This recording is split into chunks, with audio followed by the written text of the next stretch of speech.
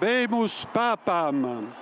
Il a pris le nom de Léon XIV. Robert Francis Prévost est devenu le 8 mai dernier le 267e pape, premier cardinal originaire des États-Unis à succéder à l'apôtre Pierre. Ce printemps aura vu l'Église catholique écrire une nouvelle page de son histoire, mais retour pour débuter sur la disparition de celui qui, durant 12 années de pontificat, aura marqué son temps. François, mort à 88 ans le lendemain de Pâques. Le Saint-Père avait pu la veille donner sa bénédiction Urbi et Orbi et s'était offert un dernier bain de foule. Son décès a eu un écho mondial, que l'on soit croyant ou pas, à l'image de ces témoignages recueillis dans les Vosges. Quelqu'un d'intéressant et de très humain, une proximité vis-à-vis notamment des pauvres, du peuple en général. Quand il est venu à Marseille et quand il est allé en Corse, c'est vrai qu'il était proche des enfants, des personnes âgées, et je garderai en fait cette image-là. Son dernier dimanche, à sa bénédiction, il a parlé de Gaza et puis il a parlé des Israéliens. Et là, c'était bien parce que les deux sont à respecter. Je l'ai vu, oui, à Rome en 2022 au pèlerinage des servants d'hôtel que je refais cette année. Et le pape François, c'était un homme très ouvert d'esprit, humanitaire, qui pensait souvent aux migrants, aux peuples les plus démunis. Même si on était différents, on pouvait être aimé de Dieu et qu'on était bienvenu à l'église, même si on n'était pas forcément catholique. Que voilà, la maison de Dieu est toujours ouverte et qu'elle sera toujours là pour les personnes qui en ont besoin. Hommage au pape François, qui avait bien débuté un changement dans l'Église qui est important pour moi et je pense pour beaucoup de fidèles. Donc j'espère qu'on y arrivera, que les femmes auront une place encore plus importante que ce qu'elles n'occupent. Une ouverture vers les plus pauvres, évidemment, vers les plus faibles, pour la paix, des choses qui sont évidentes. L'évêque du diocèse de Saint-Dié, Monseigneur François Gourdon, a célébré une messe d'action de grâce en l'église Notre-Dame au Cierge d'Épinal en hommage au souverain pontife. Il s'inclinait sur son parcours. Ce pape originaire du continent sud-américain, premier jésuite également, a accédé à cette mission. Sa personnalité ne faisait pas débat, populaire, proche des pauvres. Il avait guidé 1,4 milliard de catholiques et appelé l'Église à s'ouvrir aux périphéries. C'est vraiment impressionnant que le pape décède le lendemain de nos fêtes de Pâques et de la Grande Semaine Sainte. L'humilité de sa demande de prière pour lui le jour de son élection, ça reste encore gravé dans ma mémoire. Et puis aussi toute sa volonté de faire que l'Église soit une Église proche des pauvres, des petits, des périphéries. Une église en sortie, un héritage qu'il revient désormais à Léon XIV de poursuivre, accueilli avec ferveur lors de sa première apparition au balcon de la basilique Saint-Pierre de Rome. Une émotion partagée par l'évêque de Saint-Dié.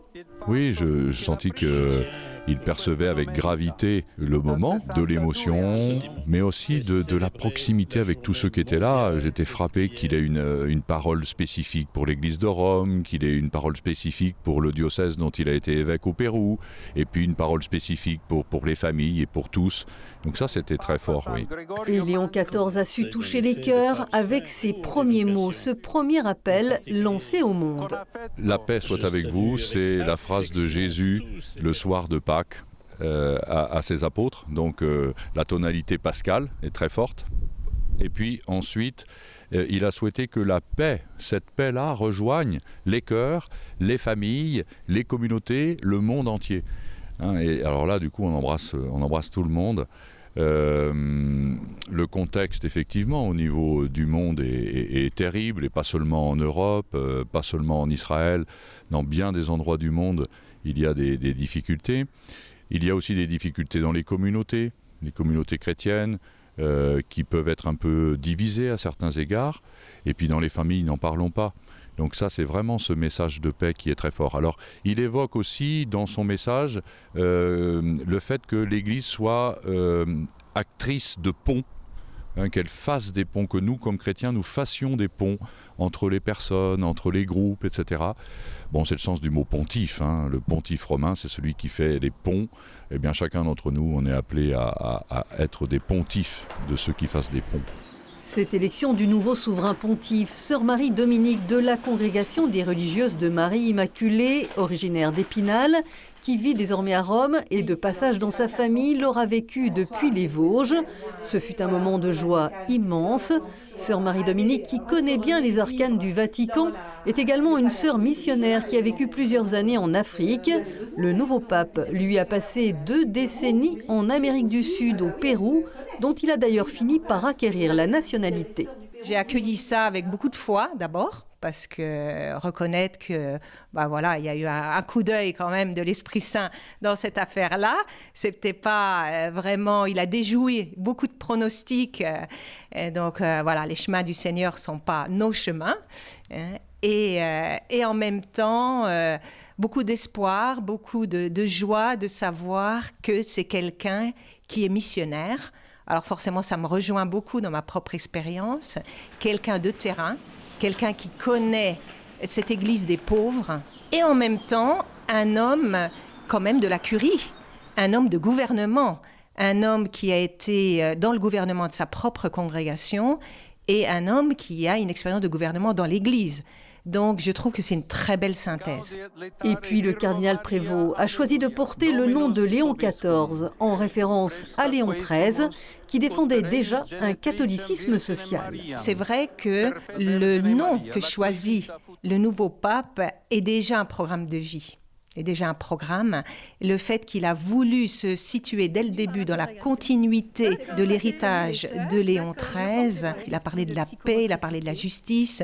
Je pense que oui, c'est déjà tout un programme. Cette phrase qu'il a citée de saint Augustin, « Avec vous je suis chrétien, pour vous je suis évêque », et donc c'est vraiment ensemble que nous sommes appelés à former une église synodale.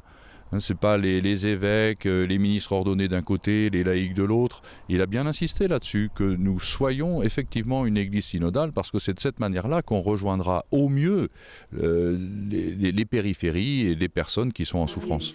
Et cette attention aux plus pauvres, aux exclus, elle guidait aussi la pensée des ermites de saint Augustin, un saint fondateur de l'un des 4 ordres mendiants de l'Église et dont Léon XIV est un disciple. Dès le départ, et le fait qu'il ait choisi cette congrégation-là, qui s'est senti appelé à entrer chez les Augustiniens, il y avait déjà un choix d'une pauvreté, voilà, un choix d'une proximité aux pauvres, aux exclus. Il a parlé hier de l'unité. Voilà, saint Augustin parlait aussi, insistait sur l'unité. Il en a parlé et marcher ensemble et marcher avec les petits, une église inclusive, une église où tout le monde aura sa place et une église qui est porteuse d'un message d'amour. C'est important pour le message de saint Augustin et il en a tout de suite parlé hier et je pense que ça rejoint aussi le cœur de beaucoup de personnes qui ont réagi tout de suite. Ce nouveau pontificat qui débute sera enfin essentiel pour la jeunesse, souvent en quête de repères spirituels. Il y a eu la génération Jean-Paul II, puis la génération François.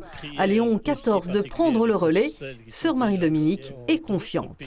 Oui, j'ai eu la chance de participer au JMJ de Lisbonne et c'est vrai que c'était extraordinaire, l'engouement des jeunes pour le pape et comment les jeunes ont besoin d'entendre des choses très simples mais qui sont le cœur de la foi.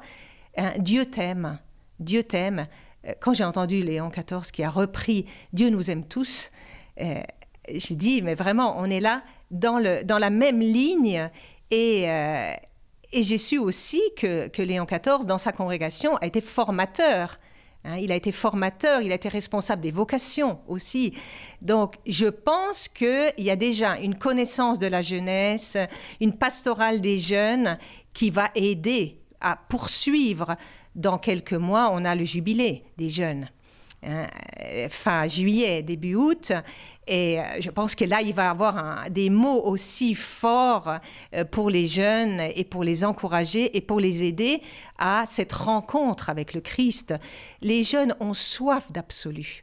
Ils ont soif de transcendance. En fait, c'est quelque chose qui est inscrit en nous-mêmes.